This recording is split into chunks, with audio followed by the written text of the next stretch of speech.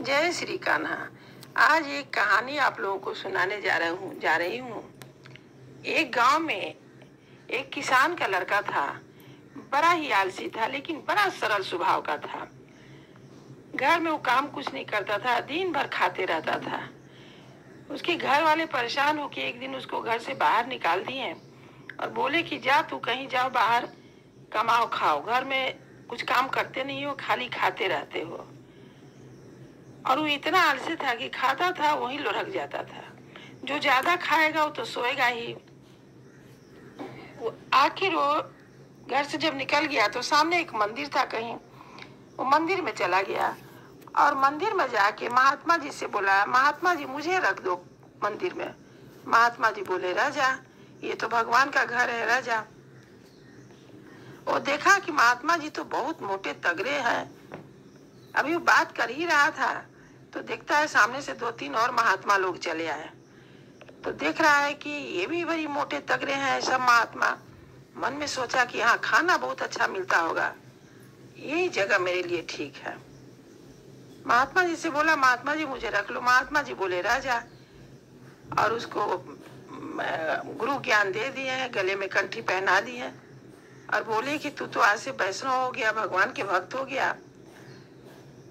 ये बोला कि काम क्या करना होगा? तो कुछ नहीं, बस आरती में खड़े हो जाना, आरती लगाना, राम राम भजना, 2 टाइम खाना मिलेगा, खा लेना। ये बोला बस 2 टाइम में तो मेरा कुछ नहीं होगा महात्मा जी।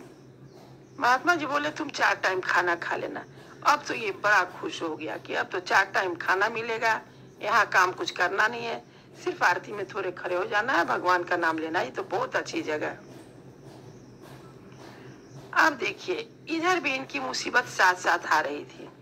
अभी रोज आरती में खड़े हो रहे हैं, भगवान का नाम ले रहे हैं और खा रहे हैं 4 टाइम और सोए रहते थे। एक दिन पंडित जी से बोले, महात्मा जी आज तो चूल्हा नहीं जल रहा है, क्या बात है?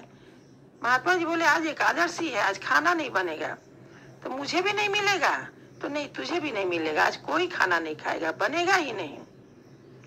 ऐसा तो नहीं होगा महात्मा जी, आप मुझे अगर एकादशी करवाओगे तो द्वादशी तो हम देख ही नहीं पाएंगे। आज रात तक ही मैं भगवान के पास चला जाऊंगा, मैं बिना खाना के जीवित नहीं रह सकता। महात्मा जी बहुत परेशान हुए, बोले कि तब क्या होगा, तुम बना लोगे अपने से? तो हाँ मैं बना लूंगा, मरता क्या नहीं करता, मैं बना लूंगा। तो जाओ भंडार से राशन ले लो और लेकर के नदी किनारे जाओ, बनाओ।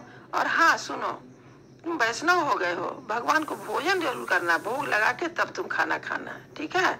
हाँ महात्मा जी ठीक है। जल्दी जल्दी राशन लिया, नदी किनारे गया, वहां खाना बनाया बड़ी प्रेम से। खाने के लिए बैठा, उसे याद पड़ा, करे महात्मा जी बोले थे भगवान को भोग जरूर लगा लेना। अब देखिए वो भगवान को बुलाने लगा, मेरे राम आइए, श्री राम आइए, मेरे भोजन को भोग लगाइए।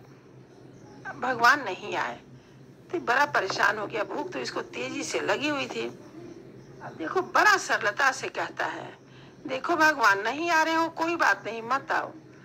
तुम तो सोच रहे हो मंदिर में बहुत बढ़िया बढ़िया खाना मिलेगा, लेकिन कान खोल के सुन लो, वहां आज कुछ मिलने वाला नहीं है, एकादशी है वहां। वहां तो चूल्हा भी नहीं जला है। वहां से जान बचाकर मैं यहाँ भागा हूँ और वहां तुम मंदिर में बांसुरी लेके चुपचाप खड़े रह जाओगे, कुछ नहीं मिलने वाला है। यहाँ आओगे, रोटी खा लो, नदी का पानी पी लो, तृप्त हो जाओगे। ये इतना सरल भाषा में बोला, इतना सरलता से बोला, दिल से। भगवान खुश हो गए और भगवान पहुंच गए। ये बड़ा खुश हो गया, लेकिन भगवान जी के साथ एक माता रानी भी आ गई हैं। अब ये कभी रोटी के देखे, कभी माता रानी को देखे, बड़ा परेशान। भगवान बोले कि क्या बात है? तो कुछ नहीं, चलो आ गए हो तो खा ही लो, हम एक को बुलाए थे लेकिन तुम 2 जने आ गए, कोई बात नहीं, चलो खा लो, थोड़ा सा तो मेरा एकादशी आप करा ही दोगे। भगवान बड़ा हंसने लगे, उसकी सरलता से माता रानी भी हंस रही हैं। भगवान भोग लगा लिए, ये भी खा के अपना मंदिर चला गया। लेकिन ये बोला, जाते थे बोला, भगवान अगली बार तुम बहुत जल्दी आ जाना। तो हाँ हाँ मैं आ जाऊंगा। फिर एकादशी आया और ये इतना बोला था कि गुरुजी से कुछ नहीं बोला कि 2 आदमी आए थे खाने के लिए, ना कुछ नहीं बोला, क्योंकि बहुत सरल था ना, बिल्कुल सरल था। अगला द्वादशी आया, फिर गुरुजी से बोला कि गुरुजी मुझे और बढ़ा के आटा उटा देना। तो ठीक है, ले जाओ, वहां एक बुलाता हूँ 2 आता हूँ, पता नहीं अभी कितने आएंगे। गुरुजी बोले ले जाओ। अब ये अपना आटा चावल सब बहुत सा लिया, वहां खाना बनाया और फिर बुलाने लगा, राजा राम आइए, मैया सीता आइए, मेरे भोजन को भोग लगाइए, मेरे भोजन को भोग लगाइए। अब तो तरह भगवान जी आ गए, भगवान जी आए, माता सीता आई, जानकी भैया आए। अब तो ये बड़ा खुश हुआ लेकिन बड़ा परेशान। इनको मैं एक बुलाता हूँ 2 आते हैं, और 2 का खाना इंतजाम किया तो 3 आ गई, तो बहुत परेशान करते हैं भाई। बोले भगवान जी आप आ गए हो तो चलो ठीक है, लेकिन मैं एक बुलाता हूँ तुम 2 आते हो, और 2 बुलाया 3, मैं ऐसा तुम क्यों करते हो? मैं आपका ठेका लिया हूँ भोजन कराने का, भोग लगाने का, कि आपके पूरे खानदान का ठेका लिया हूँ? ऐसा नहीं होता है। चलो आ गए हो तो खा ही लो, चलो भोजन लगाओ, तुम तो मेरा एकादशी करवा ही देते हो थोड़ा थोड़ा। भगवान हंसने लगे, सीता मैया भी बड़ा मधुर मधुर मुस्कान कर रही थी। सब खाने के बाद में फिर ये मंदिर गया, अगला फिर एकादशी आया। इस बार तो बोला कि गुरुजी मुझे बहुत सारा 7 किलो अनाज चाहिए। क्यों? तो वहां बहुत भगवान लोग आते हैं, मैं तो भूखा ही रह जाता हूँ। पंडित जी बोले कि ये बेचता होगा, उतना खाएगा थोड़ी, बेचता होगा। अब देखो, बोले महात्मा जी की जाओ जितना मन है उतना ले रही। 7 किलो आटा चावल सब अपना लेके गया, नमक मसाला सब। वहां जाके नदी के किनारे रख दिया, बैठा रहा। अब इधर पीछे पीछे पंडित जी सोचे कि बेचता होगा, चलो मैं देखता हूँ। पीछे पीछे पंडित जी भी चले आए। अब देखो वो भगवान पुकारता है, भगवान श्री राम आइए, माता सीता आइए, लक्ष्मी भैया लक्ष्मण भैया आइए, मेरे भोजन को भोग लगाइए। अब तो दनादन आ गए, राम जी, सीता जी, लक्ष्मण जी, भरत भैया, हनुमान जी, सकल परिवार। ये तो गुम हो गया कि लो इतने सारे आ गए, अब तो मुझे कुछ मिलने वाला ही नहीं है, तो मैं आज बनाऊंगा ही नहीं रसोई। ऐसा करके एकदम एक साइड में जाके बैठ गया।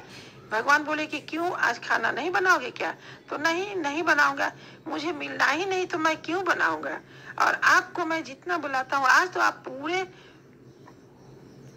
इतने बड़े ग्रुप लेके चले आए, मुझे तो आज कुछ नहीं मिलने वाला, इसलिए मैं नहीं बनाता। आप बनाओ, आप खाओ।